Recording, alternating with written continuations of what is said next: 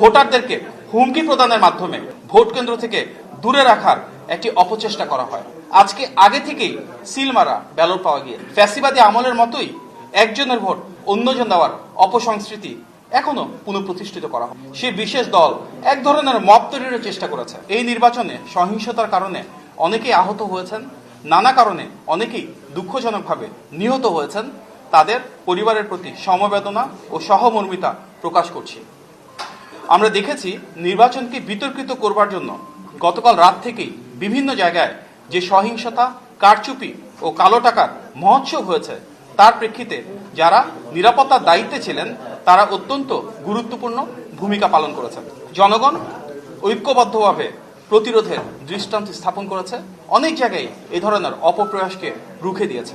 বিএনপির সঙ্গে প্রতিপক্ষ রাজনৈতিক দলের যে দৃশ্যমান বিশাল পার্থক্য রয়েছে, সেটিকে প্রতিহত করাই ছিল গতকাল রাত থেকে আচরণবিধি লঙ্ঘনের মূল উদ্দেশ্য।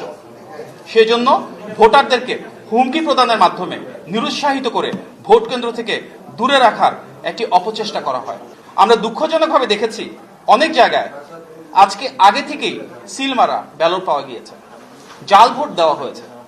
কিছু ক্ষেত্রে মৃত মানুষের ভোট দেওয়ার অভিযোগ যেমন এসছে, ঠিক একইভাবে নিজেদের ভোট দিতে পারেননি বলেও অনেক ভোটার অভিযোগ করেছেন, যা প্রমাণ করে ফ্যাসিবাদী আমলের মতোই একজনের ভোট অন্যজন দেওয়ার অপসংস্কৃতি এখনো পুনঃপ্রতিষ্ঠিত করা হলো। স্থানীয় ভুয়া পর্যবেক্ষক তৈরির মাধ্যমে সেই বিশেষ দল এক ধরনের মব তৈরির চেষ্টা করেছে, যার মাধ্যমে ভোটার উপস্থিতিতে এক ধরনের বাধার সৃষ্টি হয়েছে। সেটা অনেক আগে থেকেই আমরা নির্বাচন কমিশনকে অবহিত করেছিলাম। নির্বাচন কমিশন ক্ষেত্র বিশেষে বেশ কিছু পদক্ষেপ নিয়েছে, তবে সেটি আরো আন্তরিক ও সামগ্রিক হলে আরো যথাযথভাবে এ ধরনের উপস্থিতি রোধ করা যেত।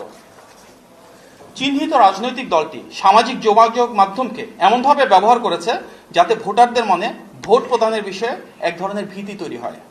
বাস্তবতা হচ্ছে বিএনপির বিজয় অনিবার্য ও নিরঙ্কুশ, সেটিকেই স্তিমিত করার কোনো অপপ্রয়াসই সফল হবে না বলেই আমরা দৃঢ়ভাবে বিশ্বাস করি।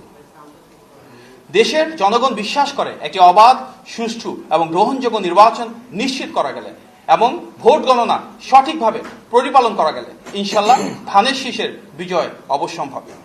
দেশের জনগণ যে আবেগ ও আকাঙ্ক্ষা নিয়ে আজ ভোটাধিকার প্রয়োগ করেছে, ইনশাল্লাহ গণতান্ত্রিক বাংলাদেশে জনগণের ম্যান্ডেটে নির্বাচিত সরকার সেটি আন্তরিকভাবে বাস্তবায়ন করবে।